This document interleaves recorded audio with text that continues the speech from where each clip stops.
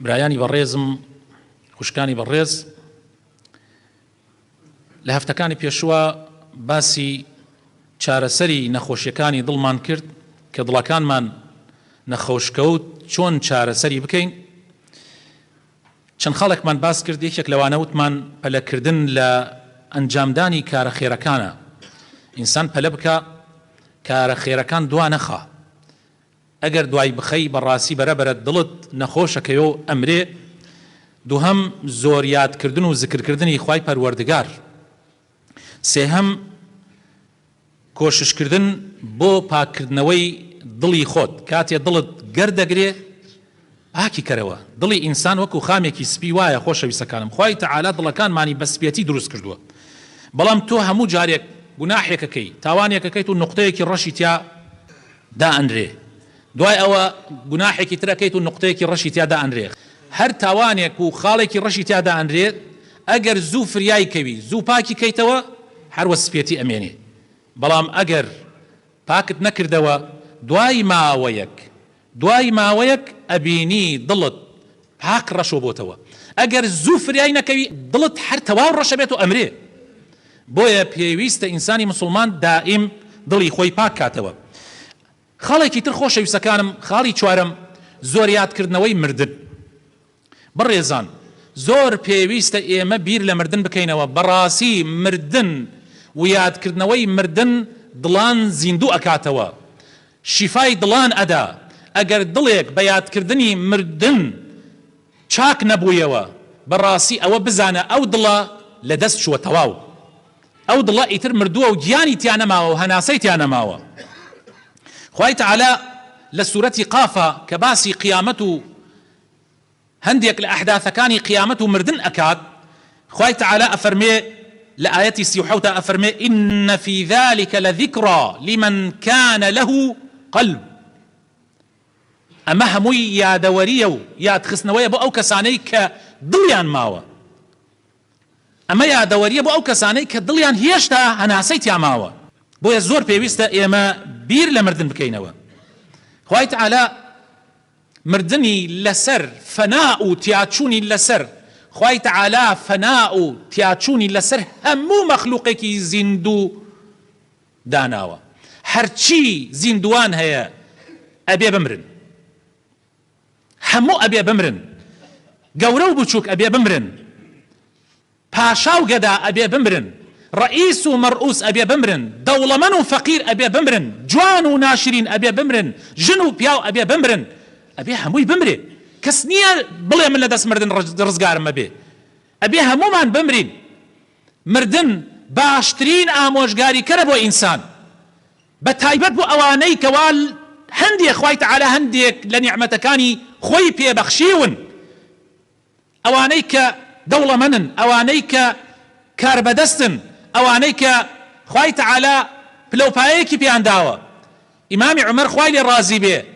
کاتێ بوو بە خەلیفەی مسلمانان، ئەنگوستیلەیەکی لەدەست کردبوو، لەسەری نووسی بووی کەفا بالمەوت واعظا یا عومەر، بەسە مردن ئامۆژگاری کەرت بێ، دائیمەن لە پێشاوت بێ. بۆیە ئیمامی عومەر دائیمەن کردبووە پەنجەی خۆی دائیمەن لەبەر چاوی بێ بۆ ئەوەی بزانێ مردن لە هەر دەقەیەکە لەوانەیە ڕووی تێ بکە، تاوەکو زوڵم نەکا، تاوەکو تەعدا نەکا، تاوەکو موچەی خەڵکی دوانەخا، تاوەکو ماڵ و مناڵەکەی خۆی فەزڵ نەداتە سەر خەڵکە، تاوەکو فرتوفێڵ نەکا، تاوەکو سەروەت و سامانی خەڵک بە بەلاش و بە حەلاش نەبە، تاوەکو بەزەیی بە خەڵکا بێتەوە. دواخستنی یەک ڕۆژی موچەی خەڵک لەوانەیە ببێتە مایەی سەدەها کارەساتی گەورە. بۆیە بیر لەوە ئەکاتۆ کە خۆی چۆن ئەگەر ئێستا هیچ لە ماڵەکەیان نەبێ، خواردن نەبێ، نەوت نەبێ، بیر ئەکاتەوە. ئەو کاتە دێتەوەشی خۆیان. خوای تەعالا فەرمێ ولا تدعوا مع الله إلها آخر لا إله إلا هو كل شيء هالك إلا وجهه. غيري خوا كسي تر ما پەرستن، داوا لە کەسی تر مەکەن، مل بۆ کەسی تر کەچ مەکەن. غەیری خوا، هەر ئەو خوایەیە کە شایستەیە ئینسان تەسلیمی ببێ. جگە لە خوا هیچ کەسێ شایستەی هیچ جۆرە شتێک نییە.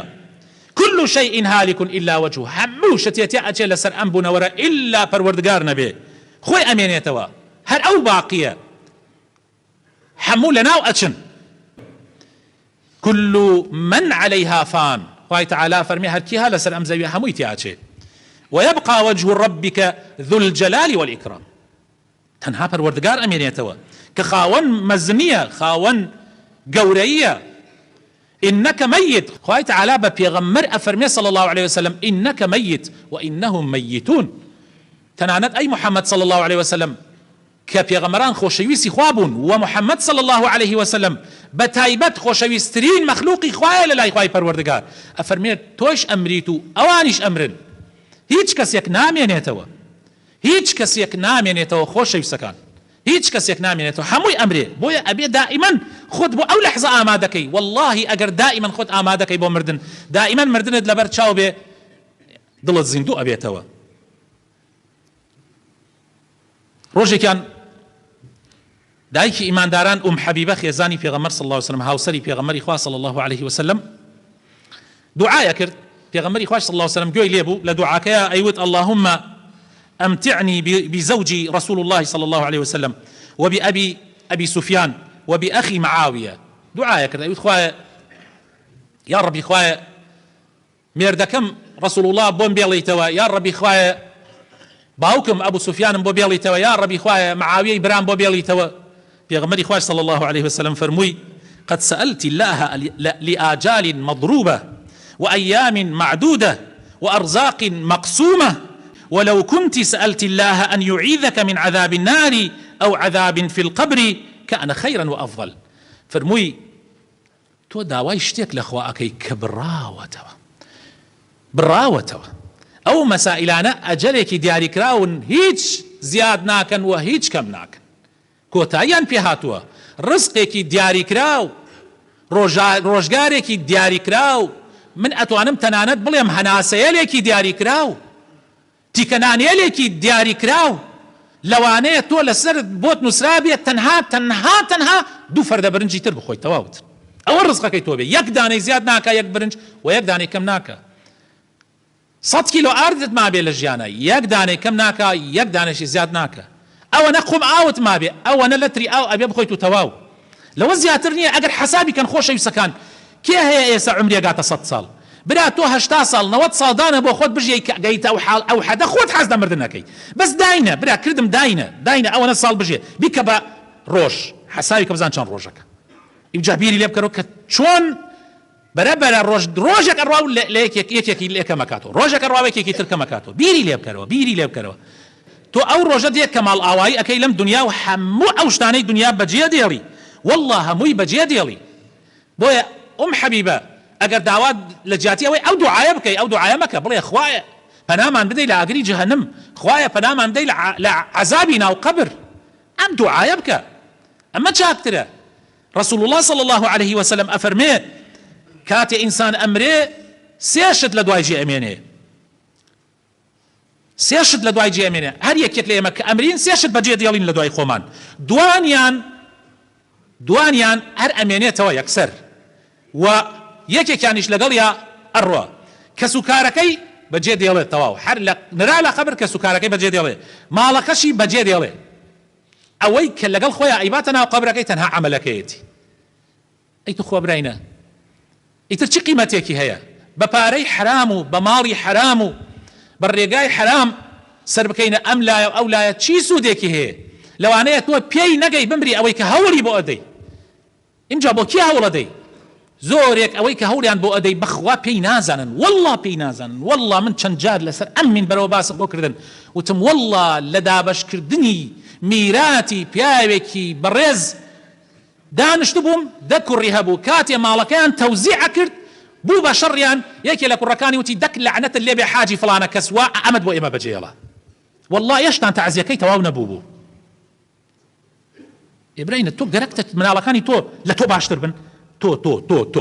تۆ هەرێکی لە ئێمە چەند یە دوعامان بە باوکە مردوەکانمان کردووە کوا چەند جا چوویتە سەر قەبرەکەی دوای ئەوەی نێژرا چەند جا چووی من تەحەداتانەکەم چەند جا چوون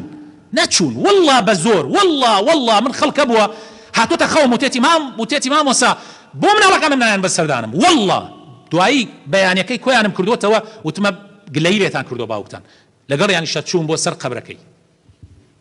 نەڕۆیشتن دوای مردنەکەی وازیان لێ هێنا دوعای هەر بۆ ناکەن هەر بەبیریان ناکەوێت برا ئەوە باوکتت بۆ بیرکەوت ئەی کێ باپیری بەبیرەکەوێ خۆ لەوانەیە زۆرێک لەو ماڵی بۆ تۆ بە جێماهی باپیریشت بێ بڕێکی بیرکەنەوە براینە بیرکەنەوە مردن ئەدهەژێنێ ئەگەر بیری لێ بکەیتەوە. عمەری کوڕی عەبدولعەزیز خۆتان نەیناسن ئەو حاکمە عادلە بۆ ئەوەنە عادل بوو. عمەری کوڕی عەبدولعەزیز بۆ زۆر عادل بوو حتى هەندێک کەس ئەیباتە ڕیزی ئەسحابەکان ئەوەنە ڕێزی لێگرن پێی ئەڵێن خەلیفەی پێنجەم لە دوای ئیمامی ئەبوو بەکر و ئیمامی عومەر و ئیمامی عوسمان و ئیمامی عەلی بە ئەو ئەڵێن خەلیفەی پێنجەم مع العلم لەبینی ئەو لەبینی خەلیفە آخر خەلیفە کە ئیمامی عەلیە ئیمامی عەلی لە ساڵی چلی کۆچی وەفاتی کرد عمەری کوڕی عەبدولعەزیز لە ساڵی 98 کۆچی بوو بە خەلیفە يعني ئەوەنە بینیانە نزیکەی 6 ساڵ بینیانە ئەی بۆ پێی ئەڵێن خەلیفەی پێنجەم چ ئەم پیاوە کە بوو بە خەلیفە هەر ئەو ڕۆژەی کە بوو بە خەلیفە و بەیعەتیان پێدا یەکسەر هاتەوە بە ماڵ بە خێزانەکەی وتی خێزانەکەی کچی خەلیفە بوو خەلیفەی پێشوو عەبدولمەلیکی کوڕی مەروان وتی ئاڵتونێکی زۆر زۆری لە ماڵە دانابوو وتی ئاڵتونەکەت هەمووی بێنە هەمووی هێنا وتی یا من یا ئەم ئاڵتونانە یا من هەڵبژێرە یان ئەم ئاڵتونانە ئەم ئاڵتونانە هەمووی بە حرام کۆبووەتەوە ئەی بیتەوە ئەیخەی تۆ بە خەزینەی مسلمانان یا من تەواو من هەڵبژێرە یا ئەو هەڵبژێر ئەوی شوتی وەڵات تۆ هەڵبژێرم پارە چی هەمووی تسلیمی خەزینە کردەوە ئەم پیاوە حتا بەیانی ئەگریا ئەوەندە مەسەلەن بیریە کردەوە ئەی من لەم لا ئەی من ئەیسە چی بکەم ئەی لەو لا دوای خوا محاسبە مەکا لەسەر ئەمە لەسەر ئەمە ئیتر ئەوە یعنی کەسێک کار بەدەست بێ ئەبێ ئاوابی جا ئەفەرمێ خۆی ئەفەرمێ ئەلا ئین الدنيا بقاؤها قليل وعزيزها ذليل وغنيها فقير شبابها يهرم حيها يموت فلا يغرنكم إقبالها مع معرفتكم بسرعة إدبارها. لخطبة جمعة خليفة رئيس مسلمانانا لخطبة جمعة بخلق عليه خلقنا أم دنيايا والله ما نوكي زور كما أم دنيايا أوانيك دسلا دارو كار بدسن والله روجك بيا زور زليل بن خوزقاع اخوازن قط روجه نزيكي او كار بدسه نبو نايتوا والله دولة من كان فقيرة والله جنجكاني ام دنيايا بيرن يعني روجه بيرة بن يعني سجنجكاني ولا ليله تمنتان هجده ونوزده وبيسا خو روجه للرجان او بيا ريش سبيش وك ايوا جنج بو دڵی بەم دنیا خۆش بۆ وای زانیای ئەوە تا ئێستا پیاوێکی ڕشسپیە و بە گۆچان ڕێیەکە حەشیان ناتوان ڕێ بکەن هەڵێگرن وە زیندۆکانی ئێستا هەر هەمووی مردووە. پێغەمبەری خوا صلی الله علیه و سلم ڕۆژێکیان لەسەر مینبەرەوە فەرمووی مسلمانان دوای 100 ساڵی تر لەم وەختە یەک نەفەری ئیسەی لەسەر زەویە هەیە نامێنێ. منیش تەحەداکە ئەڵێم دەگمەن ئیلا اللهم مەگەر خوا قەرار بدا دوای 100 ساڵ تر یەک نەفەری سەر ئەم زەویە نامێنێ. جیلێکی تر و نەوەیەکی تر دێنە شوێنەکەیان والله دنیا بۆ کەس بمایە نەئەگەیشتە دەستی من و تۆ نەئەگەیشتە دەستی من و تۆ. بۆیە خۆشەویستەکانم بیری لێ بکەنەوە. جا ئیمامی عومەری کوڕی عەبدولعەزیز ئەفەرمێ دنیا نەتان خەڵەتێنێ کاتی ڕووی تێتان کرد بیر لەوە بکەنەوە کە ڕۆژێ تێ پشتان تێ هەڵەکە پشتان تێ هەڵەکە. دکتۆر محەممەد عەرێفی ئەڵێ ڕۆژێکیان بۆ ئیشی پیاوێکی مسلمان ڕۆیشتمە ماڵی کاربەدەستێک لە شارێکی تر چوومە ماڵیان ئەڵێ والله هەر لە گەڕەکەکە نەمتوانی بڕۆم بە سیارە چونکە ئەمەنە قەرەباڵغ بوو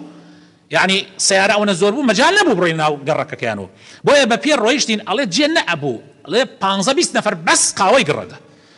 خەڵکێکی زۆر بەس خزمەتیە کرد خەڵکانێک ئەڵێ بە پێوە وەستا بوون دەیەها خەڵ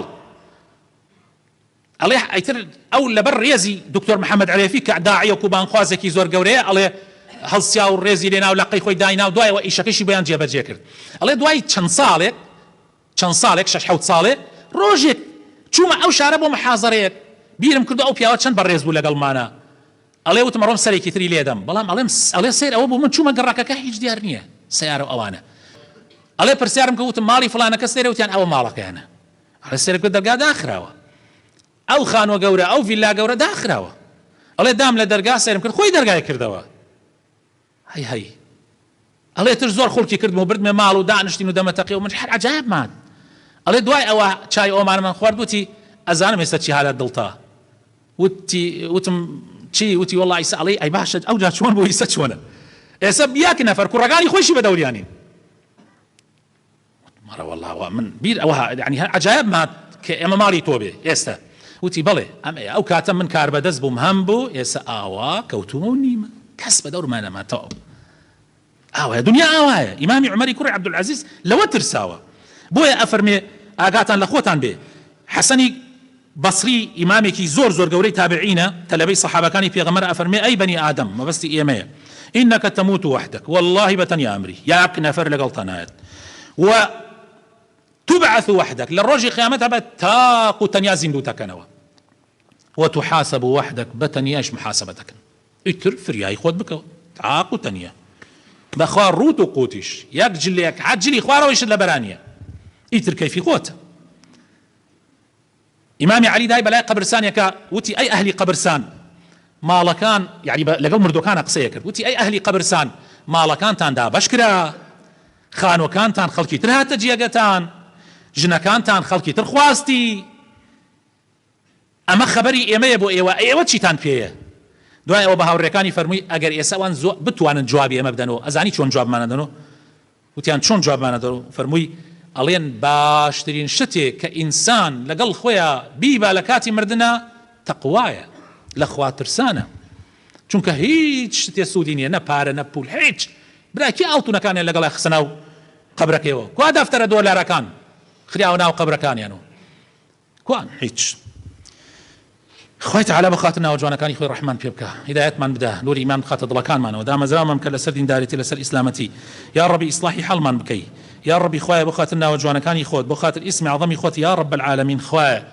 یا ڕەبی خوایە ترسی خۆت بخەیتە دڵمانەوە ترسی مردن بخەیتە دڵمانەوە بەردەوام مردن لەبەر چاومان بێ یا ڕەبی خوایە بخاطر ناوجوانەکانی خۆت خەڵکانێک داوای دوعای خێریان لێ کردوین یا ڕەبی نەخۆشیان هەیە خوایە شیفای نەخۆشیەکانیان بدەی هەیە کێشەی هەیە نەدارە هيا مناڵی نابێ هيا حەز لە شتێکەکە خوایە لەم دنیا یا ڕەبی بۆی بکەیت و خێری دین و دنیای تێ بخەی بۆ یا ڕەب العالەمین یا ڕەبی خوایە ڕەحم بە مردوەکانمان بکەی یا ڕەبی ڕەحم بە باو باپیرانمان بکەی یا ڕەبی مناڵەکانمان ساڵح بکەی خێزانەکانمان ساڵح بکەی یا ڕەبی کوردستان لە بەڵاو موسیبەت بە دوور بگری یا ڕەبی خوایە دەستی هیچ زاڵم و هیچ تاوانبارێکی بەسەرا مسەڵەت نەکەی یا ڕەب العالەمین کار بەدەستانمان ساڵح و دادپەروەر بکەی ئامین ئامین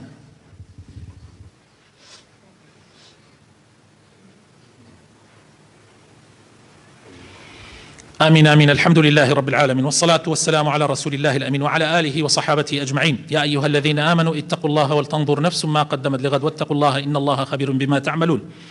برایانی عزیزم خوشکانی بەڕێز یەکێک لە پێشینان ئەفەرمێ هەر کەسێ زۆر بیر لە مردن بکاتەوە من أكثر من ذكر الموت أكرم بثلاث هەر کەسێ زۆر بیری مردن بکاتەوە خوای تعالی ڕێزی لێ ئەنا بە سێ شت وای پێ ئەکا کە زوو تەوبە بکە واي في أكا كضلي سلامت أكاو قناعتي في أبخشي آخر براينا قناعت لها مشتي مهمترة قناعت لها مشتي مهمترة كاكا خلق إمرو قناعتي يا براينا خلق قناعتي نم آوا بويا حال من آوا سيام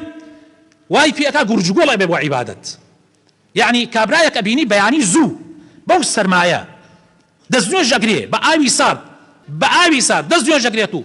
جامانيك آلكينة تسرو مليا وديبو مزقود برا كردن أولا خورائي ئەوە لە خۆڕایی نییە خۆشیەت نەبووە کابرا ئەوە شتێک هەیە ئەوە ترسی مردنە وای پێکە ئاوا بکە